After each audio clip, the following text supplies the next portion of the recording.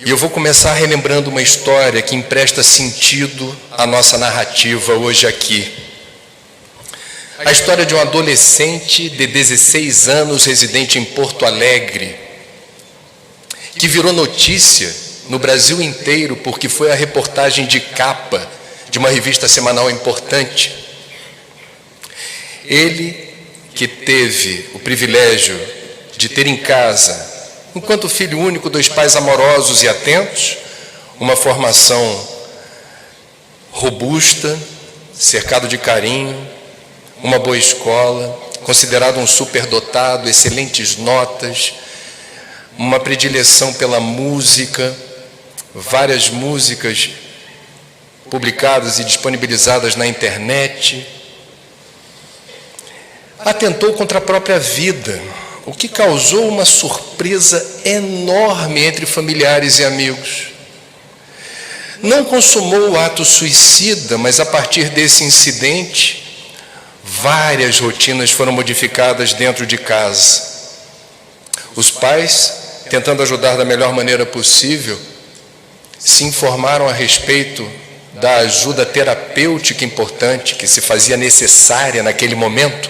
Um psiquiatra foi contratado e todas essas atenções, esse esmero em oferecer aquilo que passou a ser importante, porque uma dor lancinante e atroz, difícil de explicar e de reportar pelo rapaz, era o motivo da tentativa de desaparecer. Como enfrentar essa dor? Os pais fizeram o que estava ao alcance deles, o psiquiatra fez o que estava ao alcance dele, e graças a Deus o rapaz de 16 anos começou a apresentar sinais de melhora, de interesse pela vida.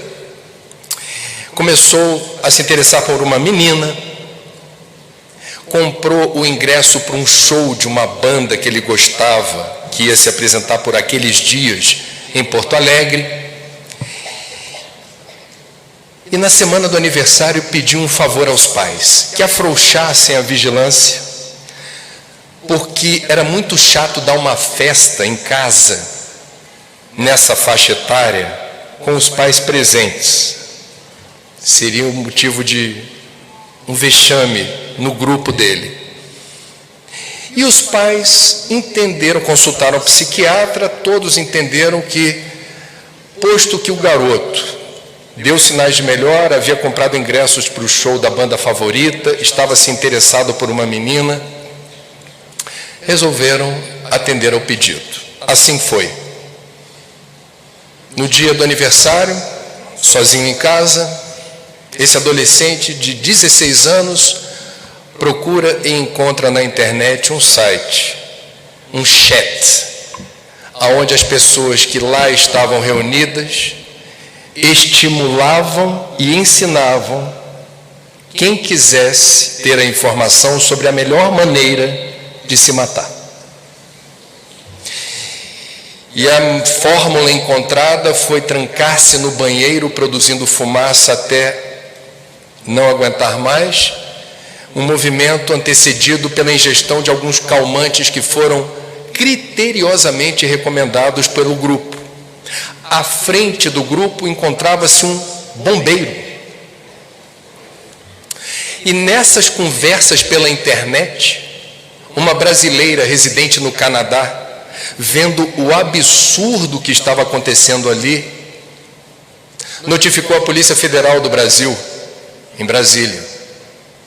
Nesse momento, o garoto volta a fazer contato, depois de obedecer todas as sugestões dadas pelo grupo, entra novamente na internet, muito mal, dizendo que não aguentava mais respirar aquela fumaça e que duvidava da eficiência do método sugerido.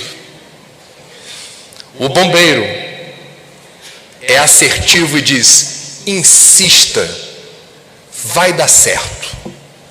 E ele recebeu o apoio unânime de todos os que naquele momento estavam sintonizados na nuvem virtual, no chat, cujo propósito é apenas e tão somente ensinar as pessoas que queiram a se matar. A Polícia Federal notificou a polícia militar de Porto Alegre, do Rio Grande do Sul, lotado em Porto Alegre, que imediatamente seguiu para a residência desse rapaz. Não foi fácil encontrar, os métodos de rastreamento demandavam algum tempo. A polícia chegou no edifício, nem pediu licença ao porteiro, seguiu direto para o apartamento, arrombou a porta, entrou no banheiro, mas já era tarde.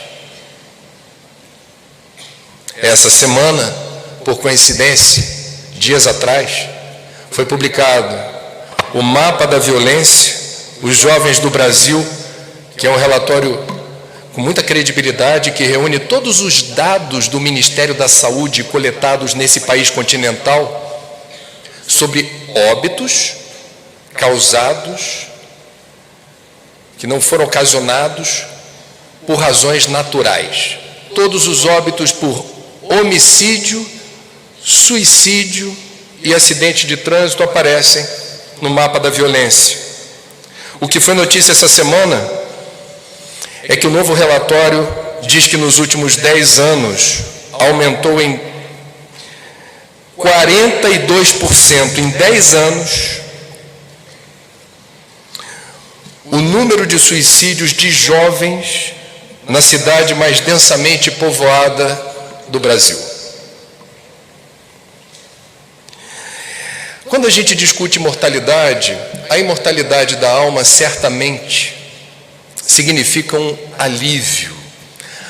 A certeza de que a morte não existe é um bálsamo, um refrigério, porque a gente vai construindo a convicção de que há um sentido para a vida, há um desdobramento da nossa existência num outro plano, e tudo isso combinado vai constituindo uma outra leitura, uma outra cosmovisão da realidade.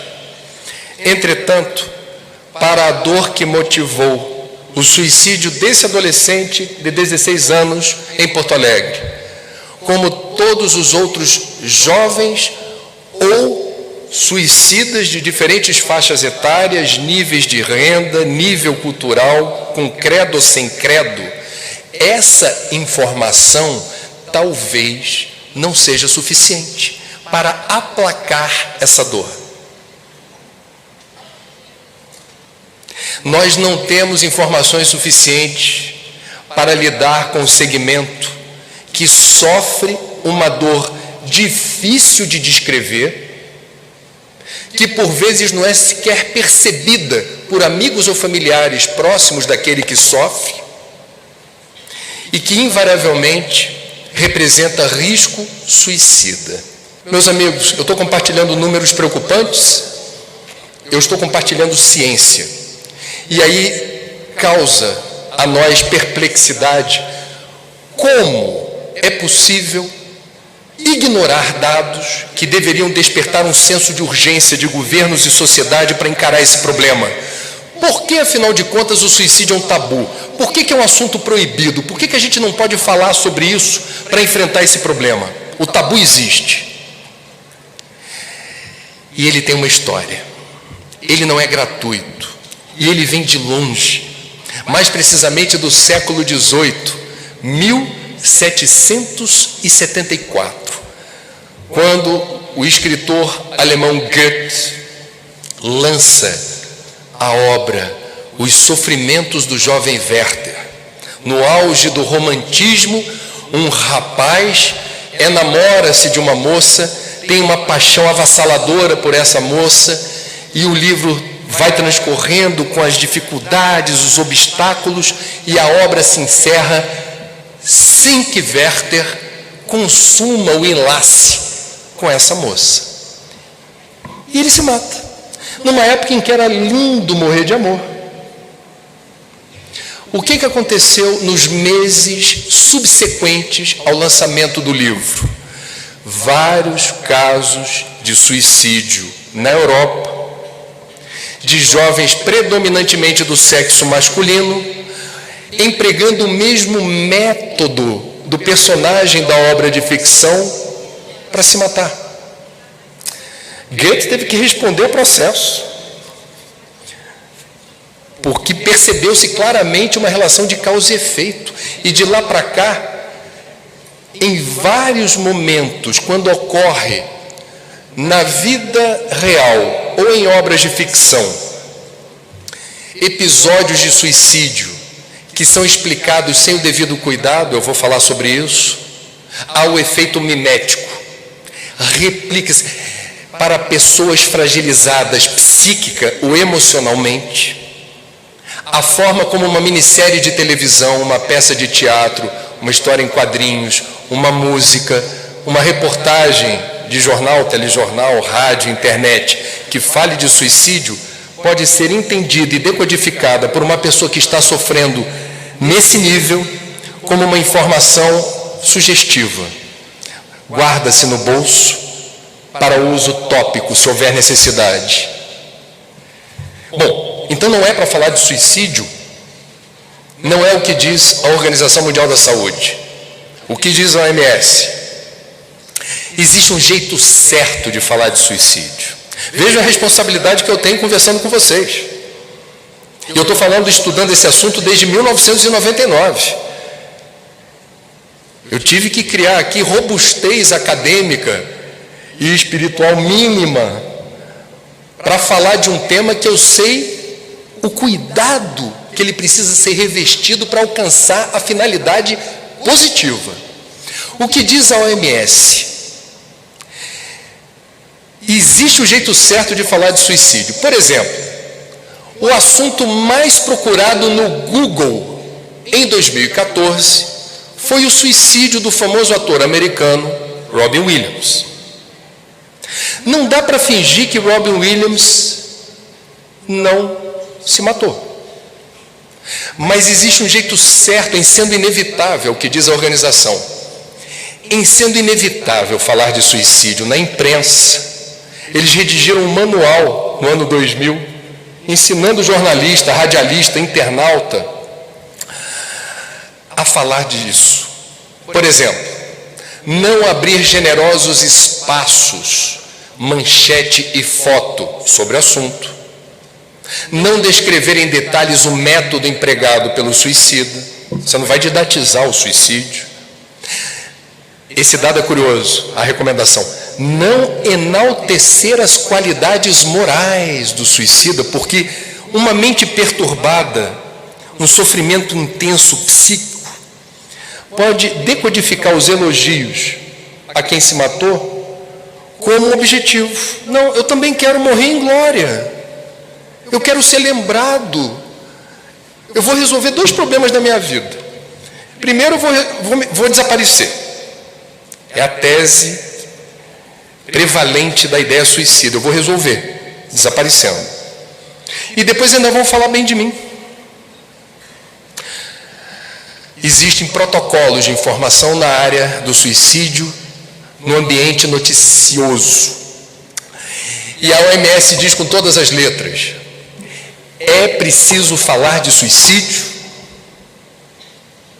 informando que é caso de saúde pública, isso é grave, e o principal, de tudo que eu falei até aqui, do ponto de vista das minhas pesquisas, é a informação mais relevante.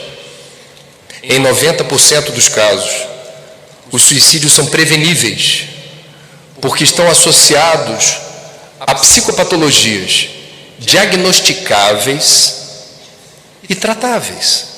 Eu vou repetir. De cada 10 casos de suicídio, 9 são preveníveis, porque estão associados a psicopatologias que podem ser diagnosticadas e, quando são, há tratamento. E a ideia suicida que hoje te perturba, não há solução, não há jeito. Passa, vai passar. Eu consegui ouvir 2 palestras até aqui, desde que eu cheguei a esse evento. Nas 2, em diferentes momentos, os oradores que me precederam falaram que tudo passa. Para ter paciência, que as coisas se ajeitam. É tudo aquilo que uma pessoa que esteja perturbada e flagelada por essa dor não consegue acreditar, não consegue sentir, não consegue entender.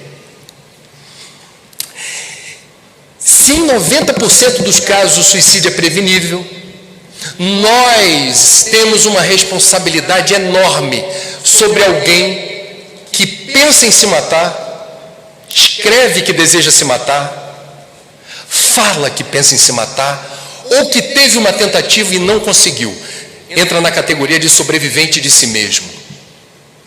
Todos nós temos algo a ver com isso. Todos nós podemos interceder e fazer algo diferente na vida dessa criatura. Precisamos entender quais são as psicopatologias associadas ao suicídio. Vocês conhecem, está mais perto da gente do que a gente imagina. A primeira delas é a depressão. Não confundir, por favor, depressão com estado depressivo. É uma confusão que alguns fazem. Estado depressivo faz parte da vida. Quem está vivo sofre. E regularmente. Se você conhece alguém que nunca experimentou estado depressivo, desconfie. Ou é um ET, um alienígena, ou é alguém que foi abduzido, está chipado. Porque não é humano não sentir dor e sofrimento pelo fato de existir. Feliz daquele que encontra na religião ou na filosofia as razões pelas quais sofremos. Nós espíritas sabemos, porque isso está muito bem embasado nas obras de Kardec, nas mensagens psicografadas por Chico, Divaldo, Raul, e pelos nossos estudos, a função da dor e do sofrimento na natureza. Como e por que uma vaia é mais didática e pedagógica do que o aplauso?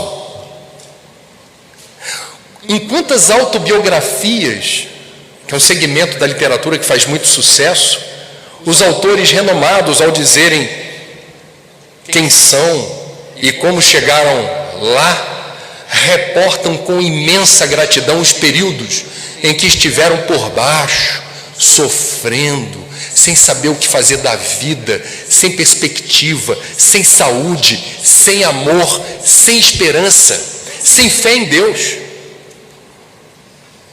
É o momento do revirão, é o momento do choque de realidade. Eu estou sofrendo, o que eu faço? É a musculatura espiritual. A dor e o sofrimento são convites à evolução. Nós sabemos isso. O problema do ser, o destino e da dor, de Leon Denis, entre tantas outras obras espíritas, explicam para a gente que não temos um Deus sádico que se diverte com o sofrimento alheio. É um Deus que permite que nós aprendamos com os nossos erros, porque evolução é mérito. E as escolhas que fizermos nos momentos de dor descortinam horizontes luminosos, ou não. A dor é pedagógica, o sofrimento ensina. Quem se recusa a ouvir o que a dor e o sofrimento têm para dizer, sofre mais. O estado depressivo, portanto, é a montanha-russa que todos nós estamos dentro. Tem horas que está tudo fluindo, parece que a gente está volitando, está no alto, apreciando a paisagem, não tem frio na barriga, não tem sofrimento nenhum. Que beleza! E num dado momento, é hora da descida. E ela vem rápido, ela não tem aviso prévio. Viver não vem com manual de instrução. Não tem receitinha para viver. Você não sabe o dia de amanhã, você não sabe o que vai acontecer daqui a 5 minutos. Faz parte da vida sofrer. Desconfiem, normalmente, dos artistas convidados a apresentar sempre com um sorriso sua mansão, seu closet, seu carro, seu novo amor. Nossa, essa pessoa, eu queria ser ela, está sempre sorrindo, de bem com a vida. Duvido que ela passe o aperto que eu já passei, duvido que ela sofra como eu sofro. Meus amigos, eu tenho muito contato com o povo dito, não gosto da palavra, mas vou usar, celebridade. Sofre demais, sofre demais. E é uma dor lancinante da ilusão, da fama que não mantém um saco de batata em pé. não tem substância, sofre. Estado depressivo faz parte. Feliz daquele que consegue explicar para si por que eu estou sofrendo, o que eu devo fazer, qual é a resposta, qual é o protocolo de resposta para uma situação dolorosa. Nós espíritas temos. É um privilégio ser espírita. É um privilégio. Não usamos a palavra mistério, embora não conheçamos tudo, mas o principal está no pacote. As informações mais importantes para a gente ter qualidade de vida e para a gente saber contextualizar os episódios dolorosos da existência, a doutrina nos dá mastigadamente. É um privilégio. Depressão não se resolve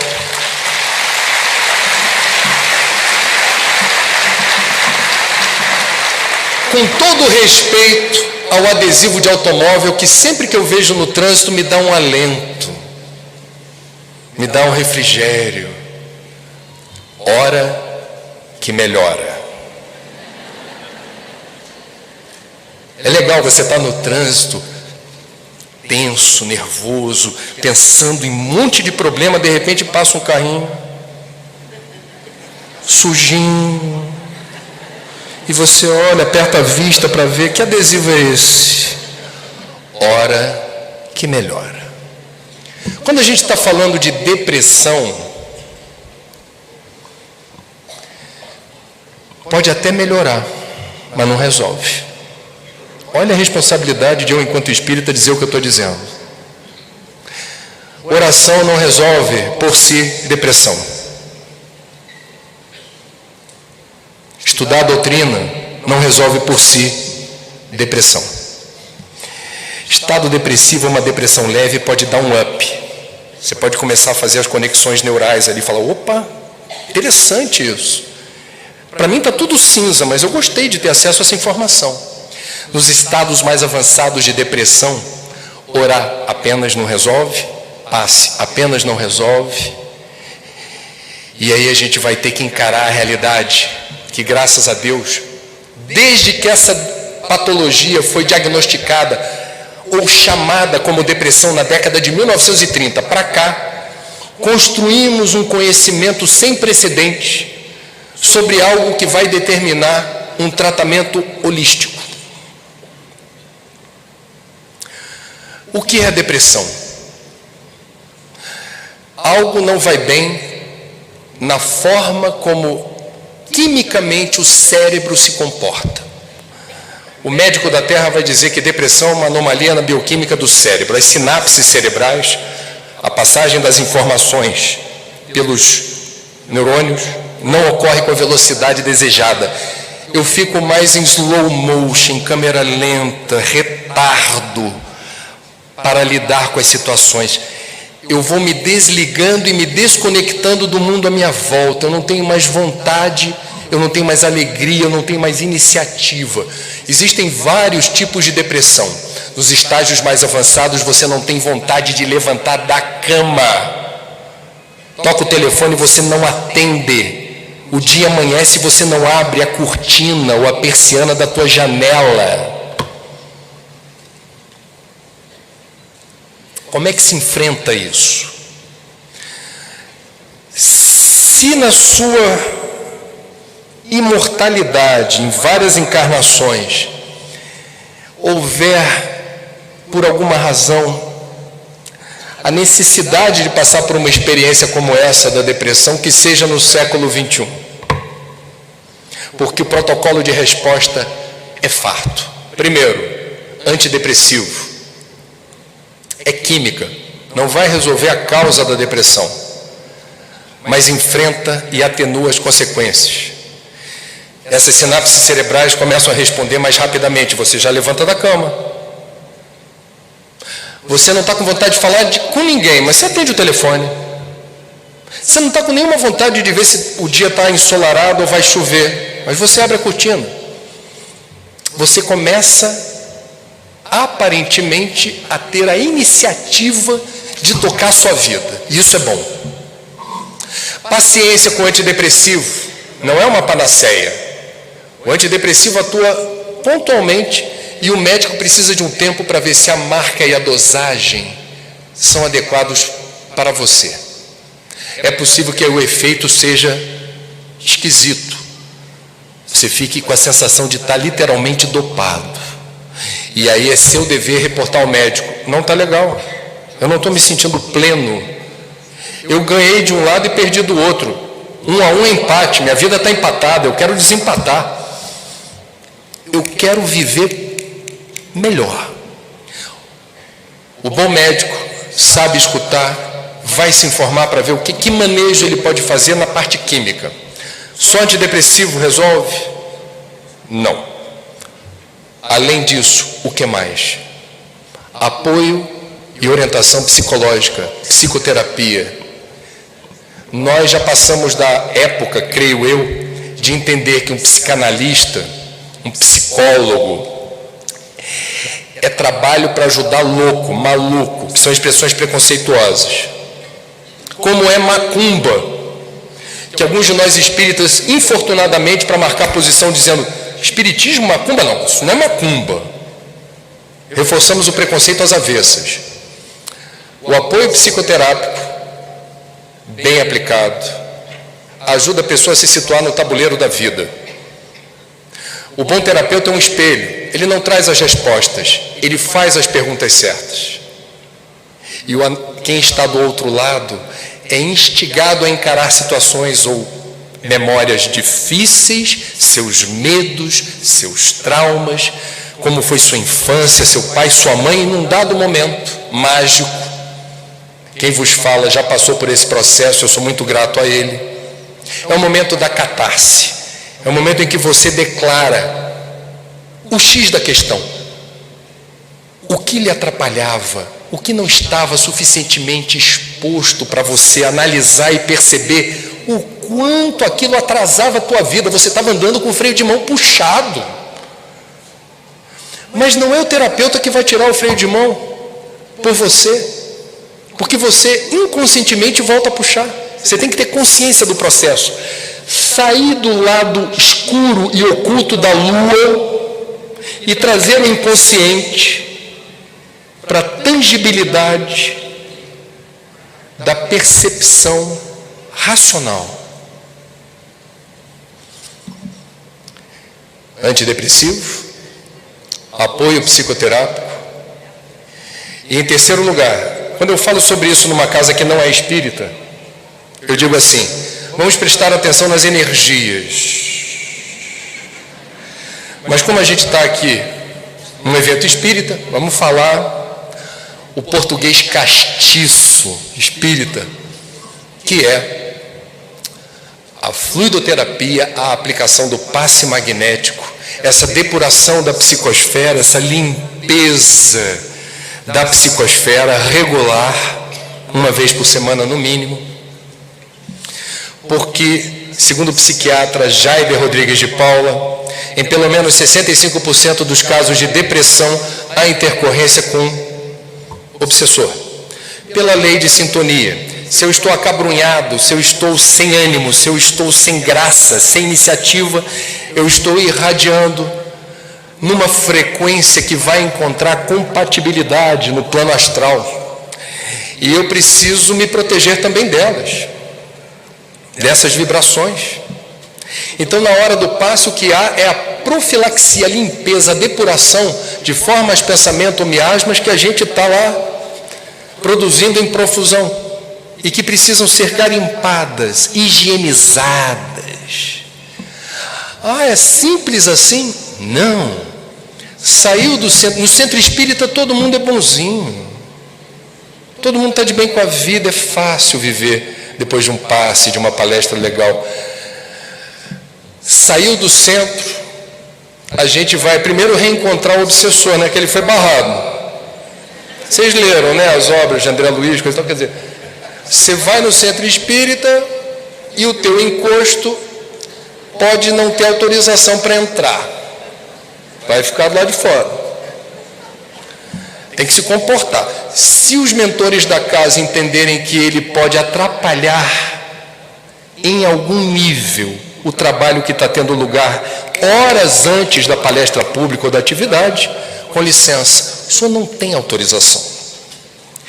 Saindo do centro, reencontrando o obsessor, a gente precisa, através da informação espírita, descobrir que o obsessor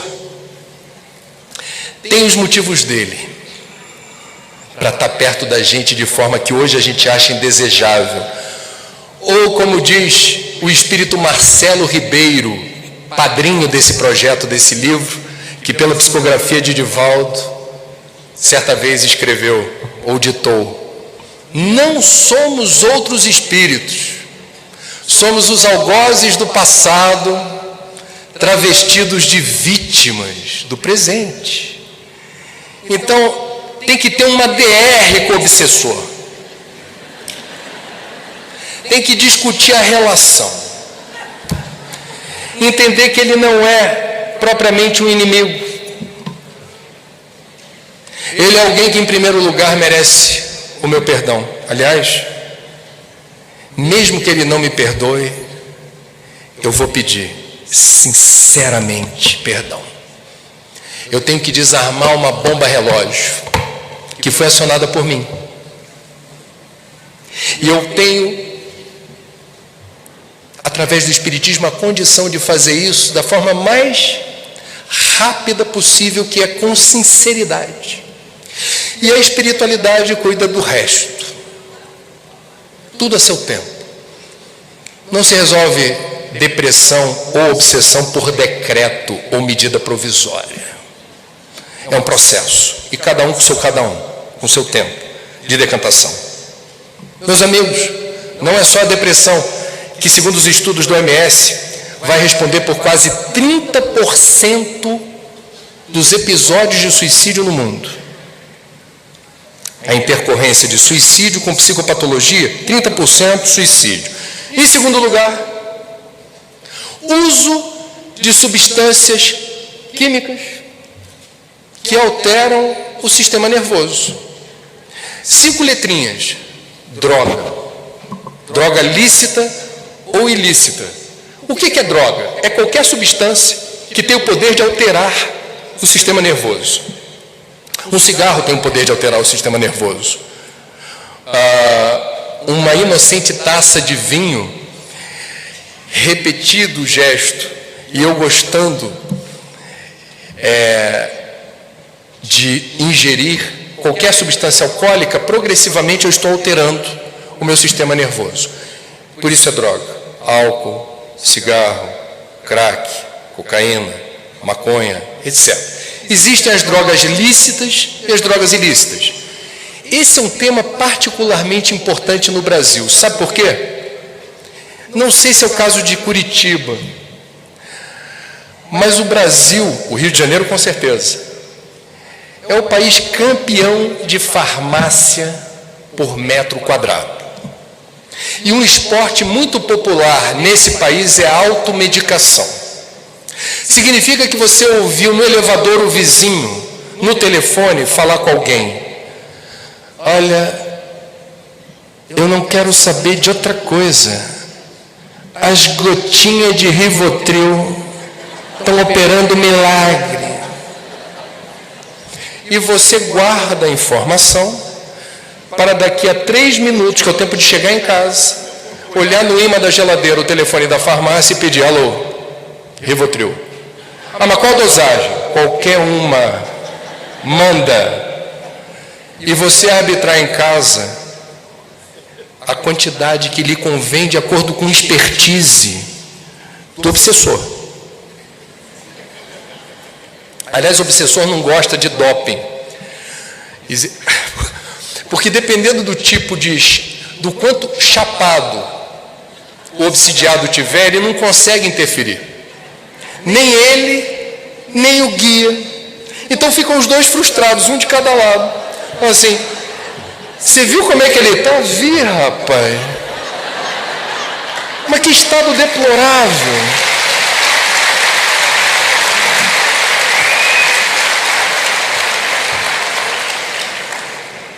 Cuidado com a automedicação.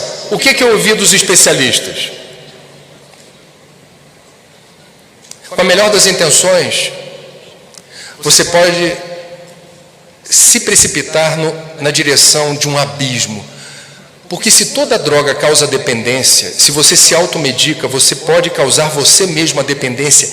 E para entrar nesse estágio de dependente químico, se você entra no estágio de dependência química, é algo tão complexo e difícil de lidar, porque fica marcado nas entranhas da gente a informação de que nós necessitamos regularmente daquele nutriente para o sistema nervoso.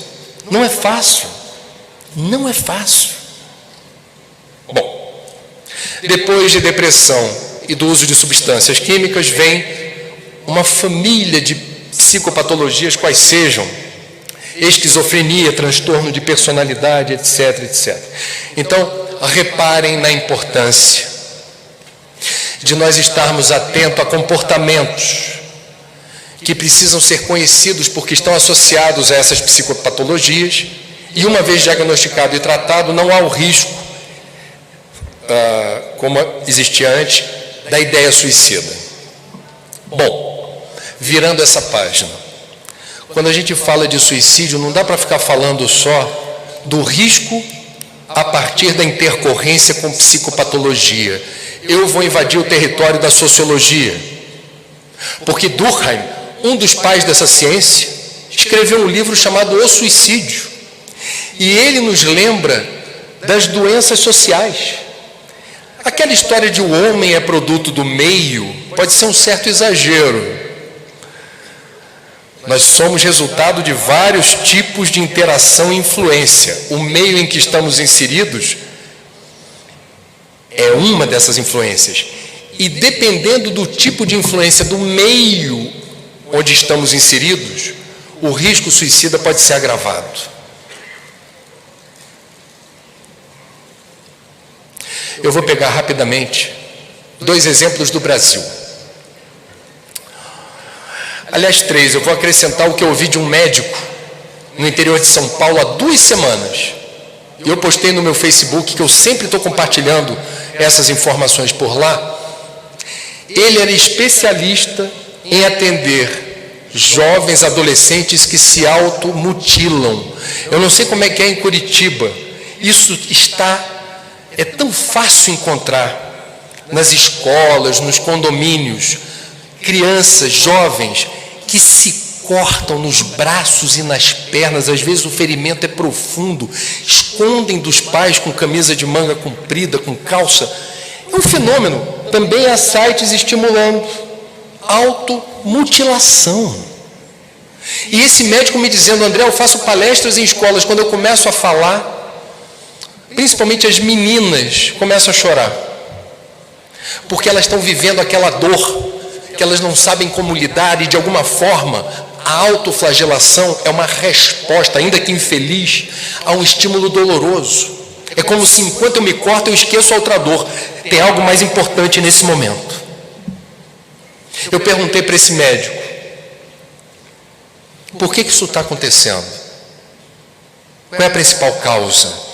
E ele disse: na minha experiência clínica, André, a principal causa é a desatenção dos pais, pais ausentes. Essa garotada não está conectada com pai e com mãe. E a falta que faz a presença efetiva. Eu não estou falando de quanto tempo você passa com seu filho ou sua filha. Eu estou falando da qualidade do tempo. A intensidade, a plenitude do momento. Que essa energia amorosa, ela perpassa a epiderme e alcança o coração dessa criatura, e ela fala: meu pai e minha mãe não têm muito tempo para mim, mas o tempo que tem eu me sinto acolhido. Eu sei de quem eu sou filho. Eu tenho a minha identidade emocional. Eu tenho nutrição emocional. E isso faz diferença. Outro episódio social, a influência do meio. A gente sabe que não é fácil, especialmente para as mulheres, viver numa sociedade patriarcal, onde os valores preconceituosos do machismo estão presentes no dia a dia.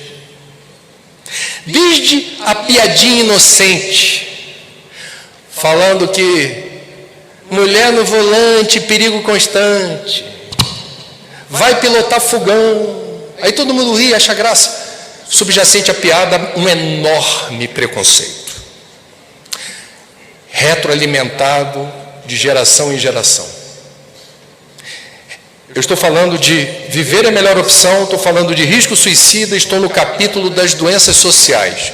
Ser mulher no Brasil é melhor do que ser mulher em várias partes do mundo. Não vi aqui no Brasil como vi com a minha mulher que está aqui presente em Dubai, loja de roupa com vários modelos de burca. Não vi. É um alívio. Agora, como é que é ser mulher num país onde a maior parte das mulheres assassinadas, esse assassinato tem origem nos maridos ou ex-maridos, nos namorados ou ex-namoradas, ou seja, a maior ameaça das mulheres à sua integridade está do lado, não está longe. Esse é o país da Lei Maria da Penha, que não foi suficiente para inibir esse tipo de covardia. Veio sancionado ano passado, a lei do feminicídio, agravando pena contra homens que cometem violência contra a mulher. Não foi suficiente ainda. Temos um telefone 180, 24 horas por dia, para qualquer mulher em qualquer lugar do Brasil ligar pedindo ajuda. É uma realidade dura que acontece nesse país. E tem outros gêneros de violência contra a mulher. IBGE 2016, semanas atrás, estudo, homem e mulher. Mesmo nível de escolaridade, mesmo curso superior, mesmo emprego no mercado de trabalho, mesma carga horária, não recebem o mesmo salário. Brasil, século 21. A violência contra a mulher acontece, amanhã é domingo. Amanhã tem programas de auditório em que aparecem mulheres seminuas, aparecendo em palcos deslumbrantes com aqueles corpos esculturais, que estão ali apenas e tão somente por causa dos seus corpos esculturais. Quem está na frente, invariavelmente, é um homem, no poder. Chamando e mostrando as mulheres quando ele quer. E mostrando o quê? A inteligência, a perspicácia, o nível intelectual, o nível de conhecimento? Não. Seus corpinhos esculturais. E aí vem o intervalo comercial. Isso talvez até não seja conveniente para mim dizer, mas já falei. Temos intervalos.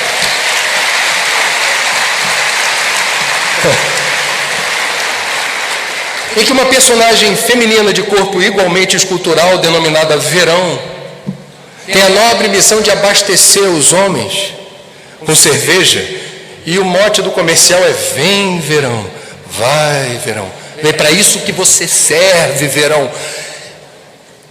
E com as nossas filhas, quando esse comercial aparece, ou quando essa situação está estampada na cara das brasileiras, eu e minha mulher já tivemos a oportunidade de dizer: por favor, Larissa e Raquel, não se inspirem nessas mulheres.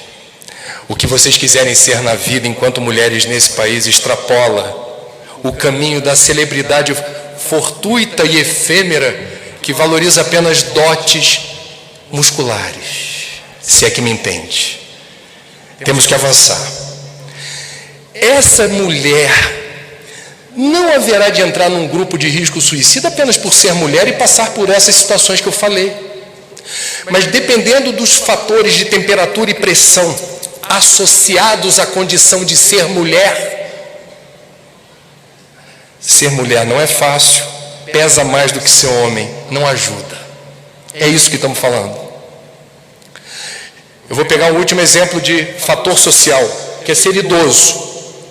Na literatura médica, desde que se começou a fazer contagem de suicídio por faixa etária, o segmento com idade mais avançada, historicamente, é aquele que tem, em números relativos, o maior percentual de óbitos por suicídio. A gente precisa analisar com atenção isso. Por quê? Porque estamos vivendo mais. Porque a população idosa cresce em progressão geométrica.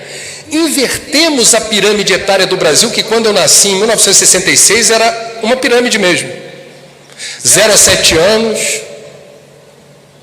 uma garotada não cabia na pirâmide. E os idosos desencarnavam cedo, com 60 e poucos. Chegava aos 60, já era para se aposentar e ficar vendo televisão fazendo crochê. Hoje em dia mudou muito, a pirâmide está assim. Minha avó, Dona Olívia, em Alagoas, teve 8 filhos. Minha mãe, Márcia, teve 2. As mulheres estão tendo menos filhos. Quanto mais escolaridade, mais elas decidem sobre o seu próprio corpo. Eu decido quando eu quero ter filho e quantos eu quero ter. Eu. O corpo é meu. Eu que vou cuidar. E é isso mesmo. Vocês sabem, homens não são confiáveis nas estatísticas sociais.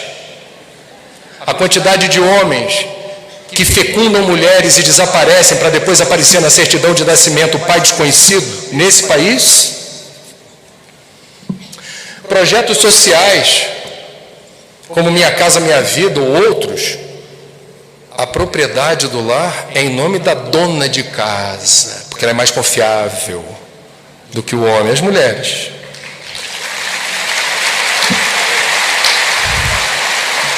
Portanto, mudou a faixa, mudou a pirâmide. E o que significa hoje você ter idade avançada? Semana passada teve show dos Rolling Stones. Mick Jagger está com 70 já? 72? Não acredito. Bom, eu sei que Gil e Caetano, que fizeram excursão ano passado pelo mundo, chegaram lá nos 70, serelepes, cheio de amor para dar. Esse é o mundo de regeneração que se aproxima. Só que esse mundo de regeneração, com a gente vivendo mais e melhor, precisa mudar muita coisa para não estigmatizar o idoso como hoje acontece. Qual é a realidade do idoso hoje? Para a gente entender as estatísticas. É uma acumulação de perdas. À medida que a vida física avança, eu estou perdendo amigos, não tenho mais o trabalho me demandando, estou aposentado. Eu perco força física, vitalidade, eu perco o direito, isso é difícil, de comer ou beber o que eu quiser, a hora que eu quiser, porque é minha saúde.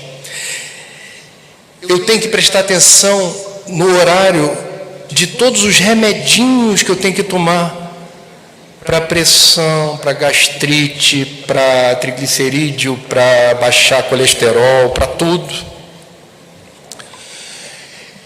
Eu perco cabelo, eu perco meu corpo mais magrinho, eu perco a imagem que a sociedade endeusa, que é a da ditadura da beleza, a ditadura da eterna felicidade, a ditadura da capacidade de consumir de forma exuberante. Eu não respondo a esses dogmas, e isso é uma libertação, não é uma dor, isso é uma libertação. E eu sofro com a desconsideração dos meus, que quando eram pequenos, eu me sacrifiquei, eu abri mão de muita coisa para oferecer o melhor: casa, comida, escola, curso. Caprichosamente a natureza inverte os papéis.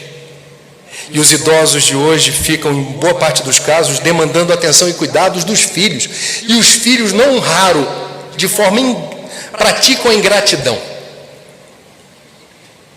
olhando o idoso como se fosse um estorvo, alguém que está atrapalhando a rotina, um saco de batata no meio do corredor. Hermógenes, introdutor da Hatha Yoga no Brasil, com muita propriedade, escreveu vários textos sobre a arte de envelhecer bem. É dele a metáfora que diz: a gente precisa chegar na idade avançada, como um alpinista chega no alto do Planalto e observa sereno e tranquilo a multidão angustiada e ansiosa na planície, tentando encontrar o caminho para subir e chegar aonde eu estou. A gente precisa agregar qualidade de vida à condição de idoso. E aí me vem à cabeça a imagem dos velhinhos de Copacabana, onde fica a instituição espírita que eu frequento, Joana de Ângeles. Depois do passe, para completar a fluidoterapia, eu vou tomar um banho de sol no calçadão. E passeando pelo calçadão, eu gosto de observar, porque para mim é muito didático, Copacabana é o bairro do Brasil com a maior concentração de idosos. Mas são idosos de classe alta, não é propriamente o retrato dos idosos no Brasil. Mas tem um lado interessante.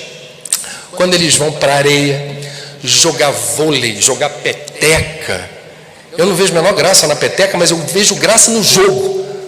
Porque eles jogam ponto a ponto como se não houvesse amanhã.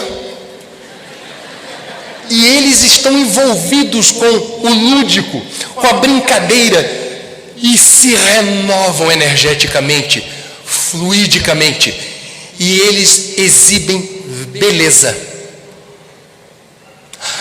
Tem barriga, cabelos brancos ou calvos, rugas, pés de galinha, e exibem uma beleza exuberante de aceitar quem são e curtir a vida. Naqueles momentos é de alegria e confraternização. À noite tem a hora do baile da terceira idade, porque político sabe agradar o eleitorado quando o eleitorado é consistente. Então tem que ter política pública para idoso em Copacabana, baile da terceira idade. Eles não gostam que diga terceira idade. Eu vou para o baile com a melhor roupa, cheirosos. Em boa parte dos casos, perderam o companheiro ou a companheira, tem um círculo social muito estreito. E o baile é um momento de conexão, reencontro, inserção no grupo. E chegam lá com a vontade de dançar aquelas músicas, não esse batistaca da juventude, não é aquilo que era música. E aí tocam as músicas, formam-se os pares, e aquela noite já parece maravilhosa por você ter conseguido dançar a sua música predileta, mas tocam outras e você com o mesmo par começa a ver que deu liga. E aquilo está ficando interessante, está ficando animado. Termina o baile e você continua dançando, que legal isso aqui. Apagam as luzes, agora não dá para ficar. De repente o vovô ou a vovó tem namorado. E de repente o vovô e a vovó descobrem o resgate do emprego ético da libido na direção do prazer sexual digno, da troca intensa de energia vital. E se faltar gás, a mesma indústria química que inventou o antidepressivo tem outros insumos.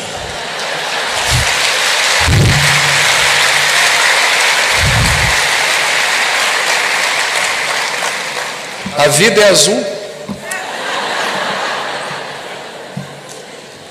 E alguém aqui poderá dizer, de forma um tanto preconceituosa, um olhar de mundo de provas e expiações. Moralidade, promiscuidade. Vovô, que hora é essa?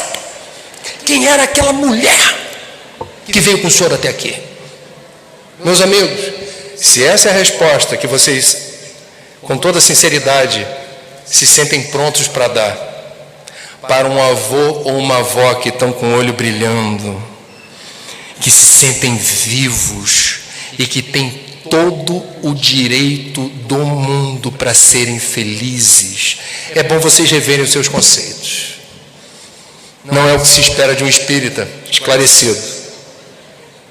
E não é o que favorece o environment, o meio, o ambiente onde o idoso está inserido. Não cobrem de uma pessoa idosa o personagem do crochê no sofá. no domingão. Os tempos são outros. E a vida é cada vez mais bela na direção de algo que a gente vai exercendo a imortalidade com o corpinho da gente. Vai longe e cada vez mais. As cidades não estão preparadas para isso. Buraco, sinalização deficiente. Como é que é freada de ônibus no mundo de expiação?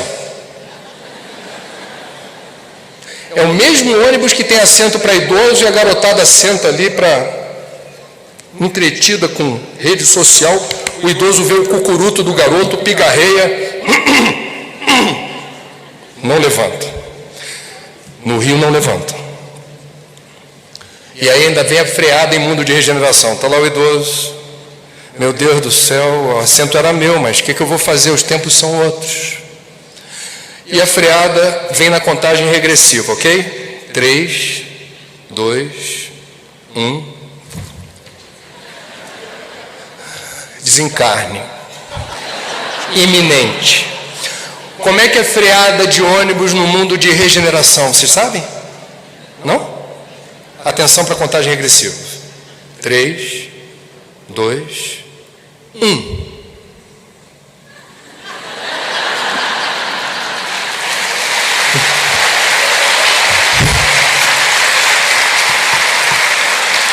É importante falar de suicídio com humor. Abrir espaço para a gente rir, porque se a gente não rir, há o tabu prevalecendo. A gente precisa descomprimir para falar. Eu falei das situações sociais e agora eu vou caminhando para algo importante que os suicidólogos descobriram. Essa ciência nova tem muito que avançar. Não é possível dizer que existe uma única causa para uma pessoa se matar. Lembrem de Kardec quando deu carta branca para a ciência, por vezes, sinalizar para a doutrina espírita os caminhos que a gente precisa ter sempre à vista para ajustar a nossa visão de mundo de acordo com o avanço da ciência. Então o que eu vou dizer é importante também para nós espíritas. Porque é equivocado, é errado dizer que uma pessoa tenha se matado apenas por uma única causa ou razão. Uma única causa. O que se pode dizer é que existe uma causa prevalente, uma causa mais importante. Por exemplo, o Werther, no livro do Goethe, se matou porque descobriu-se desiludido amorosamente. Meus amigos, se toda pessoa desiludida amorosamente se matasse, eu não estaria aqui. Não sei quantos de vocês estariam. O suicidólogo não quer saber qual é a causa prevalente apenas. Ele quer saber, ok, esse que sofreu uma terrível desilusão amorosa e se matou, eu quero conhecer mais essa pessoa, o histórico dela. Quero saber, por exemplo, se ela teve família amorosa, acolhedora, afeto, carinho, atenção, olho no olho. Aquilo que a gente estava falando, eu posso não ter todo o tempo do mundo, mas o tempo que eu tenho é o tempo que eu estou junto para valer. Isso é nutrição emocional, isso me acompanha o resto da vida. Meu pai e minha mãe, que era curitibana, já desencarnaram. E vocês não sabem quantas vezes por dia eu me lembro deles. Não pelo que eles falaram só, mas principalmente pelo que eles fizeram. Isso é amor que fica, isso fica eternizado. A gente transmite amor e esse amor fica impregnado no outro. A pessoa que se matou teve esse acolhimento, esse afeto, esse amor ou não? Porque o risco suicida tende a ser maior, quando a gente de 0 a 7 anos não consegue ter, nesse período estratégico da nossa existência carnal, quando se forja o caráter, os valores, quando a gente está mais demandante de carinho, afeto e atenção, nada disso ocorre.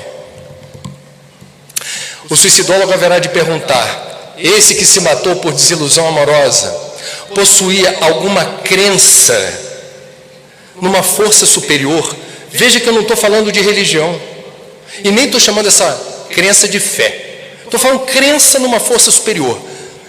As pesquisas que eu acessei indicam que majoritariamente as pessoas que se matam são materialistas, ateias ou agnósticas. Porque quando a gente acredita em alguma força, a gente, antes de pensar seriamente em se matar, negocia com essa força. Você evoca essa força, você reclama com essa força, você grita com essa força. Espírita não tem esse direito de gritar com essa força. Por quê? Sabemos da lei de causa e efeito. Eu vou dizer para vocês como é que eu faço quando a coisa está braba. Eu digo assim: Senhor, obrigado por tudo. E a lista de agradecimento é grande. Deus que tudo vê sabe onde eu quero chegar. Mas eu tenho meu protocolo. Eu vou falando: obrigado pela vida, por ser espírita, poder trabalhar com o que eu gosto, ser casado com uma pessoa maravilhosa. A lista vai. E num dado momento eu falo: mas Senhor,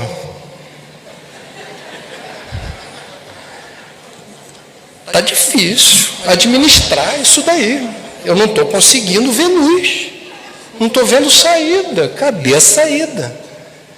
A gente ouve na doutrina espírita que nunca estamos sós. Mas então cadê?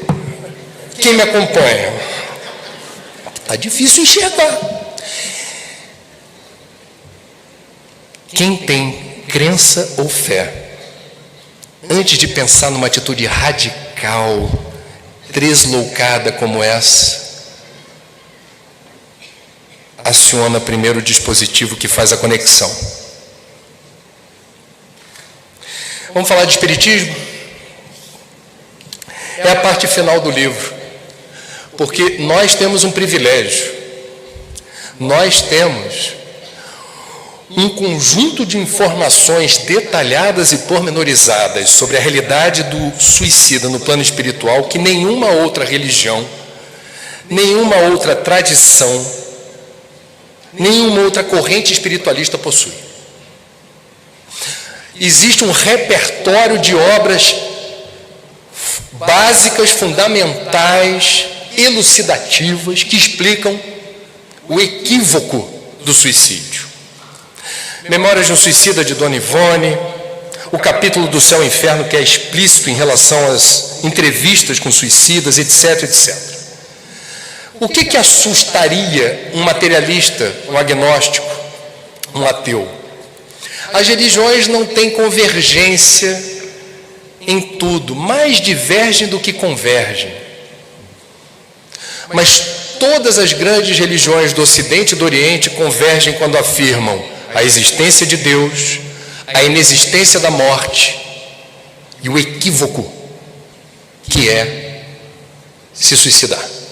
O equívoco do suicídio. Nós espíritas sabemos: posto que somos imortais, a morte não existe. E o suicida, quando descobre-se não apenas vivo do outro lado, ou do mesmo lado, com outra frequência, portador dos mesmos problemas que justificaram o desejo de desaparecer, sente arrependimento. Ele se arrepende. Ele não vê a solução. E ele percebe muito rapidamente a gravidade daquele gesto, ao perceber, à medida que a informação da morte dele, causada por ele, é divulgada perante os seus, a dor que ele inflige a parentes e amigos o alcança como flechas e petardos. É uma dor terrível. Ele já estava agoniado e perturbado. A consequência do ato suicida, pela dor causada aos seus, agrava esse estado de espírito. Dona Ivone relata com muita propriedade, em Memórias de um Suicida, a razão pela qual não se dá rapidamente o descolamento do corpo físico, do espírito que se desprende. Colapsou o organismo, ele está entrando em outro processo de decomposição, porque o espírito permanece de alguma forma atavicamente ligado a esse corpo. Ela explica isso de forma muito bacana. Mais uma vez, não é cabível a ideia de castigo divino. Deus não castiga o suicida. Existem as leis que regem a vida e o universo. No que diz respeito a essa ligação com o corpo físico, todos nós, sem exceção, quando reencarnamos, somos abastecidos com o combustível da vida, que precisa ser proporcional ao tempo da encarnação que é planejado antecipadamente. Esse fluido vital, que é o combustível da vida, vai ser colocado no nosso tanque na proporção compatível com o planejamento, mas esse abastecimento pode variar de acordo com nossas andanças e nossas escolhas no mundo, por mérito ou por demanda da espiritualidade da nossa presença na Terra. Esse tempo pode ser estendido e nós recebemos uma gasolina espiritual extra. Gasolina não, etanol, segunda geração. O que acontece quando a pessoa desencarna? Ela abruptamente interrompeu um projeto que tinha um prazo de validade. E esse fluido vital residual que continua animando o corpo é responsável pela reverberação magnética da sensação desse corpo. Dona Ivone compara essa situação com a de uma pessoa que perde uma perna, mas não deixa por vezes de sentir coceira no pé. Nós temos ali um desdobramento magnético de um corpo que está colocado num fluido que está animando. Portanto, essa é uma dor, uma experiência que Dona Ivone não conseguiu descrever em palavras. Ela diz que os suicidas são os maiores sofredores do universo. Mas a gente precisa lembrar que cada caso é um caso. Uma pessoa portadora de esquizofrenia em último grau, assediada por obsessores, que no auge de uma crise resolve se matar, não pode ser comparado. O destino espiritual dela não será igual. Há de uma pessoa que age de forma fria e calculista, porque se está entediado com a existência. Quer saber? Não quero mais viver. Não terão o mesmo destino no plano espiritual. Chico Xavier é citado no livro, numa entrevista que deu, explicando como esse problema se desdobra na linha do tempo e atrapalha o timing da imortalidade. Porque os desdobramentos no perispírito do ato suicida podem durar até, segundo algumas pesquisas que fiz na literatura nossa espírita, 2 séculos, 200 anos. Se eu decido me matar e eu colapso o meu corpo a partir de um ferimento no centro nervoso da minha inteligência, significa que o corpo cai, mas o perispírito registra o ferimento. E esse ferimento na área do centro nervoso provavelmente vai demandar uma ou mais encarnações, aonde o corpo físico, tal qual um fio terra, serve de depurador desse perispírito sequelado.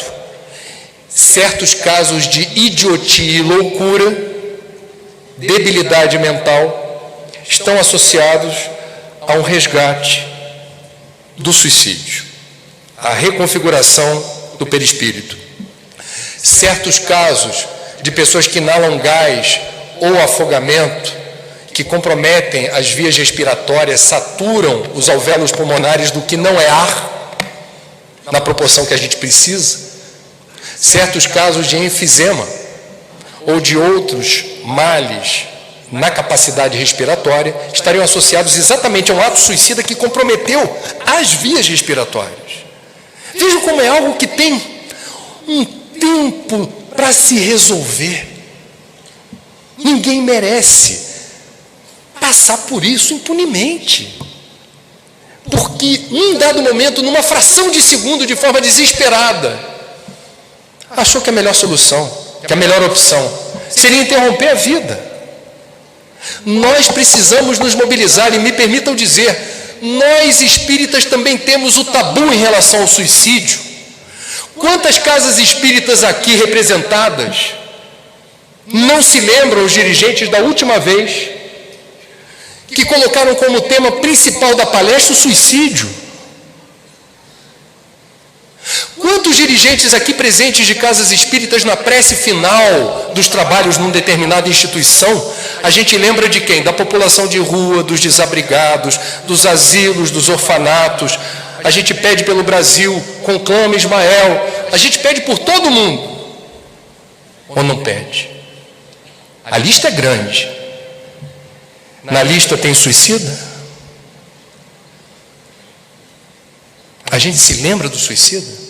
Haverá oradores espíritas, como eu já vi, com o dedo em riste, a jugular sobressaltada, chamando o suicida de criminoso. É um criminoso aos olhos de Deus. Se Jesus é o meu modelo e meu guia, se Jesus é o nosso modelo e nosso guia, eu não consigo imaginar Jesus com o dedo em riste, jugular sobressaltada, estigmatizando o suicida. A visão que eu tenho de Jesus é outra. É de alguém que haverá de estender a mão e dizer: eu estou aqui, eu sempre estarei do seu lado, vá e não peques mais. Qual de nós aqui, meus amigos, espíritos reencarnados, terá a plena certeza e convicção de que numa vida pregressa já não terá recorrido a esse expediente para tentar resolver um problema? Precisamos quebrar o tabu no centro espírita sobre isso. E precisamos nos mobilizar como André Luiz, em uma de suas obras. Esse é o sentido da mobilização que o movimento espírita precisa ter no enfrentamento do tabu do suicídio. Todos nós merecemos ser completistas, que é a expressão que André Luiz usa para quem consegue cumprir a jornada terrena estabelecida naquele projeto. Cheguei no final. Vocês que leram André Luiz se lembram. O júbilo, a recepção festiva, quando você desencarna, e óbvio que não acertou em tudo, óbvio que você não é candidato a santo, mas você se empenhou, você se esforçou, você tentou promover a reforma íntima, você tentou estudar, se olhar no espelho e perceber as suas imperfeições, se corrigir, calar, perdoar. Você tentou, você fez o que estava ao teu alcance. Fez mesmo o que estava ao teu alcance? Até o final da existência projetada? Festa do lado de lá. Você vai ser recebido com festa, na condição de completista.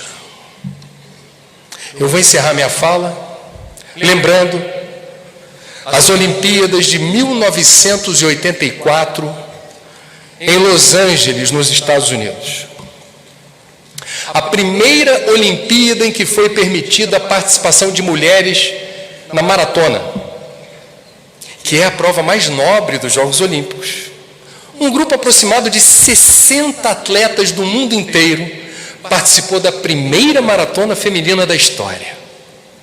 A chegada era no Estádio Olímpico de Los Angeles. O estádio esperou com muita ansiedade aquele momento histórico. De repente, as primeiras atletas adentram o estádio para dar a última volta e cruzar a linha de chegada, aplaudidas efusivamente. Televisão mostrando ao vivo, os fotógrafos posicionados, ia ser a primeira página do dia seguinte. É um momento histórico. 3, 10, 20 atletas.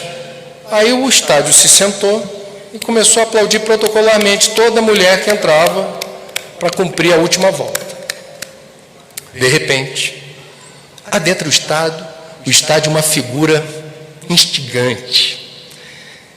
Era quase engraçada a forma como a atleta da Suíça entrou no estádio. Magrinha com uma viseira, ela andava trôpega, parecia que estava alcoolizada, não conseguia se equilibrar nas próprias pernas.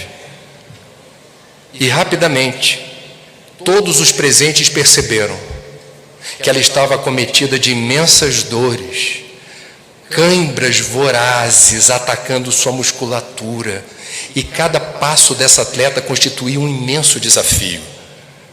Esse público presente, vendo o atleta da Suíça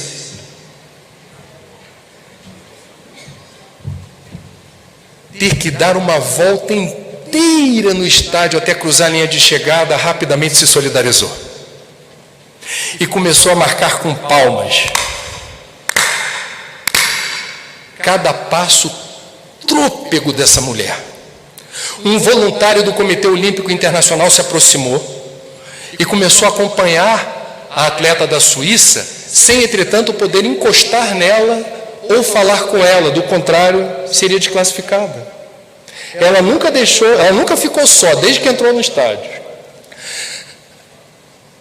Mas o voluntário do COI não poderia tocar nem falar. Era ela e apenas ela que deveria realizar o nobre esforço de cruzar a linha de chegada. E o estádio esqueceu, outros atletas foram ultrapassando a Suíça, todo mundo ligado naquela mulher. Milagrosamente, embora devagar, ela estava já aproximadamente 10 ou 15 metros da linha de chegada. E o estádio não estava mais acompanhando com palmas, estava em pé, aos gritos. Tinha gente rezando, tinha gente chorando. As televisões que faziam a cobertura rapidamente sintonizavam com o estádio, porque o diretor de TV falava: esquece a esgrima, esquece o nado, esquece tudo. Vem para o estádio porque está acontecendo algo que não estava no script, não estava programado. Essa mulher está mobilizando todo mundo torcendo por ela, ninguém sabe quem ela é. Mas é comovente o esforço que ela faz para tentar cruzar a linha de chegada. Isso é notícia. Isso que a gente tem que mostrar para o mundo. Naquele momento não era mais aqueles 40, 50 mil espectadores, eram milhões de pessoas mundo afora acompanhando pela televisão. Vai! Vai! Quando ela cruza a linha de chegada, ela cai. E quando ela cai, não tem apenas 5 ou 6 voluntários do COI, Comitê Olímpico Internacional, rapidamente não deixam ela se machucar. A transportam imediatamente para o posto médico. Ela está desacordada. Ela não consegue prestar atenção no que está acontecendo. Ela tinha um objetivo e ela cumpriu e desarmou. Essa mulher foi socorrida, foi assistida. Virou uma pessoa emblemática na história dos Jogos. E metaforicamente ela expressa a realidade que eu desejo a cada um de vocês. Por vezes, mesmo na condição de espíritas, transitamos por esse mundo, nos sentindo abandonados, solitários, enfrentando situações que parecem acima das nossas forças. Desanimamos, não conseguimos encontrar, isso é o mais doloroso, por vezes, um novo ânimo a partir da leitura do Evangelho, porque está difícil, está duro, não estou conseguindo encontrar aqui o eixo. Todos somos maratonistas da vida. Todos merecemos cruzar a linha de chegada. Nunca estamos sós. Nossos guias e mentores não podem, a cada momento de extrema dificuldade, aparecer, dizer o que precisa ser feito, se desdobrar na direção da gente, falando: ora, falta pouco, força aí. Não. Eles estão do lado intuindo, protegendo, reduzindo a carga de problemas desnecessários. Mas evolução é mérito. Cada passo tem o seu significado e a sua importância nessa longa maratona da imortalidade. Para a gente ser recebido com festa, com glória, depois de mais uma etapa encarnatória, é preciso cruzar a linha de chegada sozinho. Façamos a nossa parte. E sejamos bons maratonistas, como devemos ser bons voluntários do COI, auxiliando os que estiverem por perto. Eles têm o mesmo direito que nós de cruzar a linha de chegada. Tendo o espírito, o conhecimento que tem sobre a realidade hostil do suicida no plano espiritual, não é para cruzar a linha de chegada sozinho. Para nós isso não é o suficiente. Sejamos nós, aqueles que estarão a partir de hoje renovados na missão de não retroalimentarmos o tabu do suicídio e fazermos com que a vida e a abundância preconizada pelo Mestre seja uma realidade na vida de cada maratonista. Boa prova para todos.